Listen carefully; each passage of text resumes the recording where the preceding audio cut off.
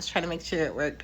I'm on my phone. My vlogging camera is charging. I finally got it like the back up. So yeah, I'm gonna be vlogging with that later this week. But I'm on my phone, so excuse me if I'm switching hands and stuff. And Roman is standing right at my feet, and he's going back and forth watching Coco Melon. So um, I wanted to get into the cost of surrogacy and have we considered adoption and other questions that we got. Um, Excuse me while I adjust this phone. Um, Let me start with the adoption thing. We actually, Roman, hold on. Okay, so adoption. We actually applied for foster adoption in Alabama and when we were stationed in California. And at the time, we were qualified in California because we own a 6 bedroom, 5 bathroom house. That was our first house. Um, and they liked that he had a steady job and I was going to be a stay at home mom. I had just stopped working and we we had all the qualifications going. I'm just going to say that. I'm not going to get into all the qualifications, but we were approved. We went through the classes. We did everything that we were supposed to do. We did the fingerprinting, everything. And then as soon as, because it took them a year to finish it, and as soon as we got like the final letter saying, "Oh, you guys are approved. We're ready to place," we we ended up leaving. So we couldn't stay there for the 2 or 3 years, the extra years that they wanted for us to actually be able to foster to adopt because of his job. And so the military was basically like, you don't have the kid in your house, so we're not going to make any accommodations. So that was the end of that. And then in Alabama, they wouldn't do it because they wanted him to take the classes. They wanted me to take classes, but they wouldn't allow him to do the classes at a distance. So he was in Hawaii at the time. So they're like, no, no, no, no, no. No matter what, like they're like, no, no, no, no, no. And the classes were 10 weeks, so he could not like do it. And we really, really, really tried to. Like we went, even when we were stationed in Virginia, we went. But since we were at the end of our tour there, I don't even know what to say anymore.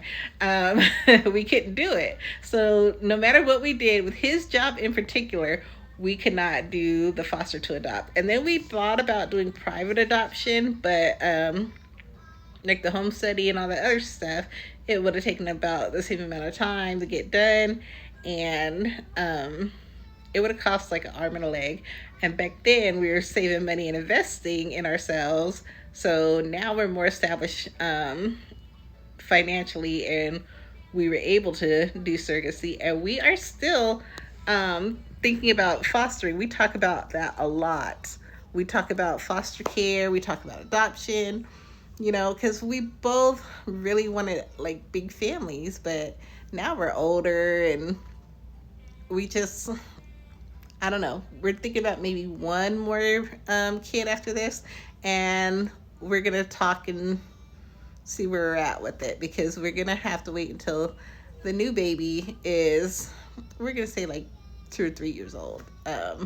Then we'll probably talk about bringing another kid because Roman's gonna be 3 by the time this baby's born, and when this baby turns about 3, then we'll discuss maybe bringing in another child because I don't I don't see us doing another surrogacy, but we'll see. I think we're going to lean more towards foster care because the stuff we have seen online, on TikTok, on YouTube, on everything, on how these kids are being treated and how they're being shoved out at 18. Like, we're like, 18 is still babies. You don't do that to kids. Like, they go through the system and you just shove them out on the street like nothing, you know? Like, that's hard. And so we're not like opposed to older kids. We're not opposed to sibling groups. It's just we have to see where we are in about 3 years and we'll see. So that's it with the foster and adoption part of the conversation. Okay, let me get into surrogacy talk real quick while Romans calm down. So ours is a gestational carrier type of surrogacy. We are using our embryos, me and Rob's, that we already had made, and so we did that route. So the baby's biologically ours. Um, I did some research and I found out that basically all you need is a really good family lawyer and be in a state that allows surrogacy, and you can kind of do this on your own versus paying hundreds of thousands in agency fees. But I can kind of understand the fees because they're finding a person, they're putting them through all the mental background checks and the health background checks and stuff like that. But what we did, we had a friend volunteer and she did all the checks and stuff with her doctor prior.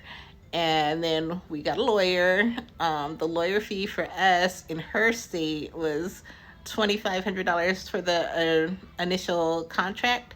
And then when she hits 20 weeks or so, then it's going to be another $5,000 to get the custody paperwork started. So that's our lawyer fees, about $7,000. And then the travel fees, the fees for the transfer.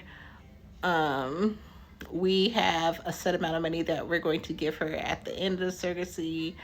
And then we are looking at what's this called?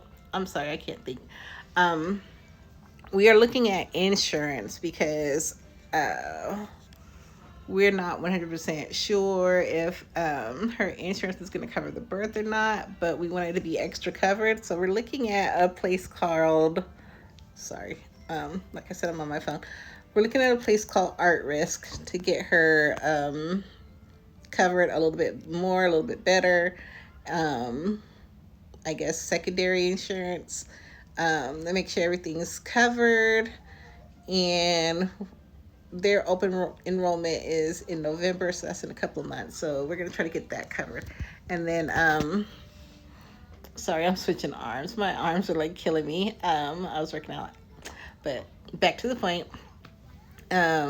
We're gonna look into insurance for that. So I'm not sure how much that's gonna be, but I am estimating that overall, this surrogacy is probably gonna cost us around $20,000, maybe more, depending on the insurance. So yeah, it's mostly lawyer fees, insurance. I highly suggest that you get a push present, a very, very nice push present. I'm not even counting that in the fees, but that's just something for you to do because this person is giving you the world. So we have a few that we plan on getting her. Plus, we're trying to make sure she's comfortable throughout her pregnancy. So, of course, we're sending up gift cards. We're sending up, all kinds of stuff. And then in your contract, like, the monetary stuff is up to you guys, which is good with having your own private lawyer. Like, everything is like between you and your carrier. So maternity clothes, she's going to get some money for that, and she really didn't ask for anything or anything much, so we are trying to accommodate her and keep her comfortable on our own, because I remember my pregnancy and it was not easy. Like, some people make it seem easy and like you have this glow. No. Well, not for me. And then mine ended up badly, and we ended up losing one of the twins at 2 weeks old, so I couldn't do that anymore.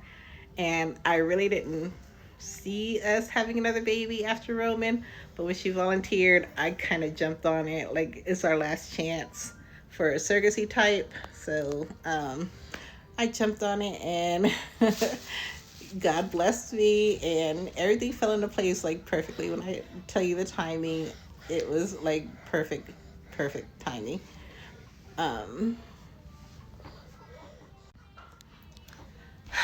Sorry, I had to get real missettled. But yeah, I don't want to put too much out there because I don't know how much of her business she wants out there.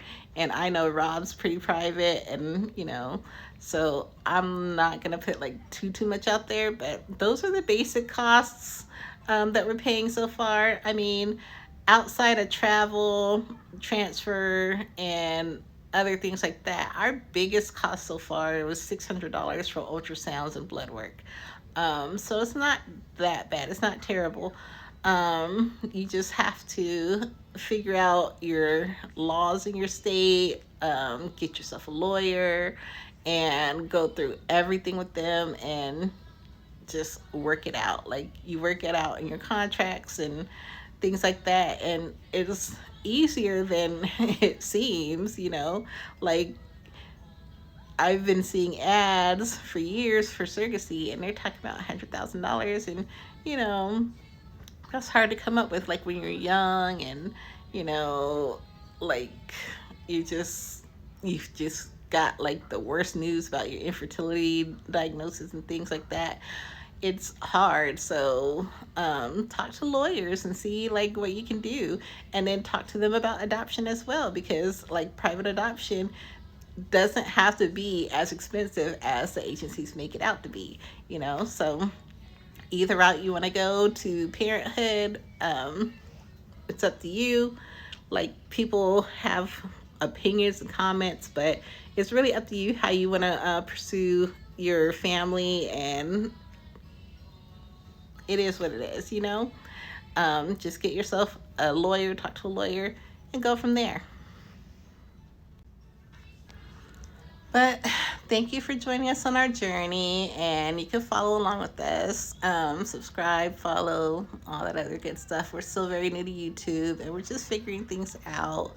And if after I talk to everybody, they're okay with me sharing more information, I will. But this is where we are right now, and that's our costs and our journey so far.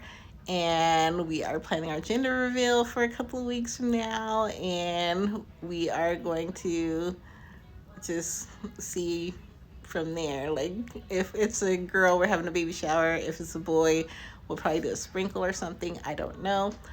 But yeah, just like, follow, subscribe, and we'll be here, and we hope you guys join us for all of it. Bye.